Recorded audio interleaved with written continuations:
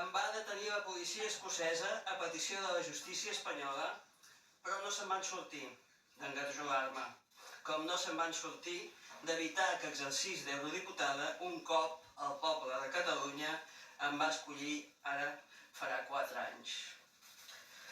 La persecució dels exiliats ha estat patètica, però persistent. Ha esbarrat les costures de la precària democràcia que practiquen les institucions espanyoles i ha erosionat la seva influència a Europa a mesura que la seva imatge retrocedia fins a la caricatura de la llegenda negra. Sense l'aquiescència dels catalans, Espanya sembla la contrarreforma contra la democràcia i dona via lliure a tots els que volen vulnerar l'estat de dret al continent.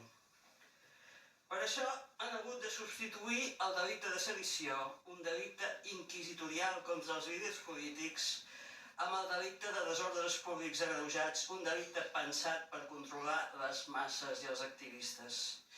Si jugaven al poder seguir jugant a la taula dels estats normals.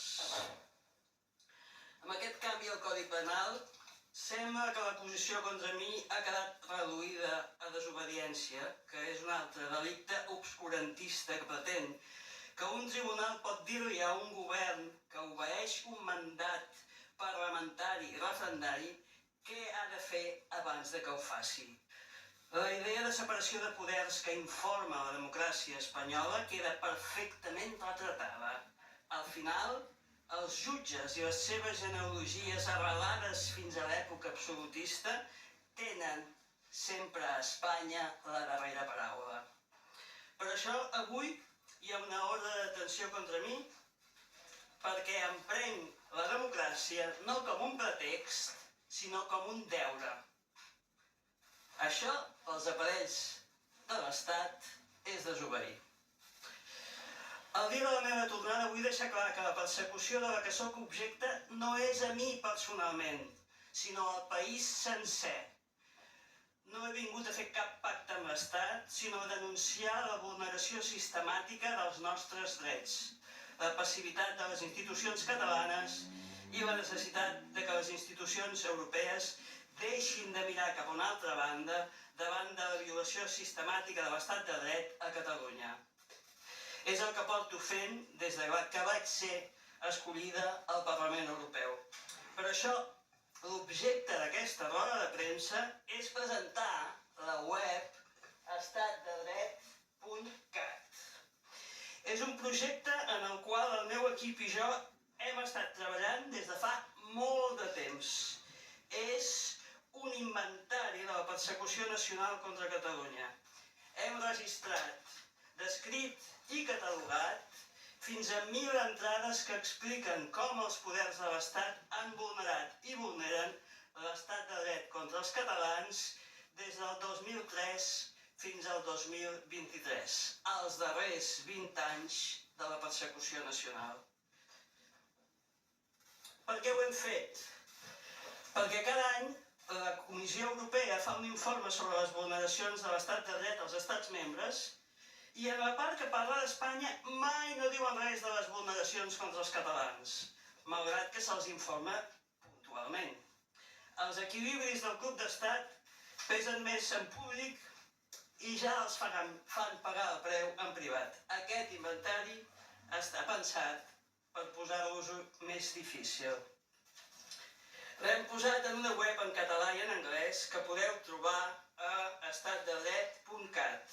I els casos de vulneració poden ser enviats directament a la presidenta de la comissió, de tal manera que cada vegada que un català trobi a la web una vulneració la pot convertir en una denúncia, com és el seu dret. Recordeu, és estatdedret.cat. Per això he dit abans que no he vingut a fer cap pacte amb l'Estat, sinó a continuar el combat i a plantar cara, com volia fer quan vaig marxar i com he fet aquests darrers 5 anys i mig de lluita compartida amb el president Puigdemont i els consellers Comín i Puig. Vinc a denunciar la vulneració sistemàtica dels nostres drets, la passivitat de les institucions catalanes i la necessitat de que les institucions europees deixin de mirar cap a una altra banda davant de la violació sistemàtica de l'estat de dret a Catalunya. És el que porto fent des que vaig ser escollida al Parlament Europeu i aquesta web n'és una eina més a disposició de tots els catalans.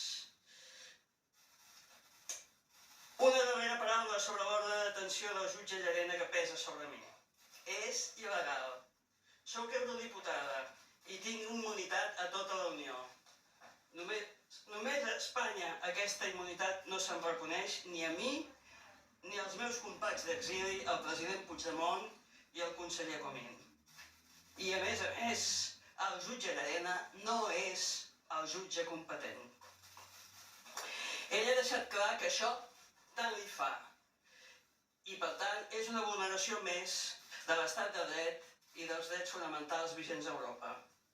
Si em detenen, haurà d'atendre's a les conseqüències, com sempre li ha passat a Europa. Continuaré exercint d'eurodiputada i exhauriré totes les vies legals per defensar els meus drets polítics i els drets dels pobles de Catalunya, que em va escollir per representar-lo. I mantindré els meus drets davant dels tribunals europeus, tal com hem fet aquests darrers 5 anys. Moltes gràcies.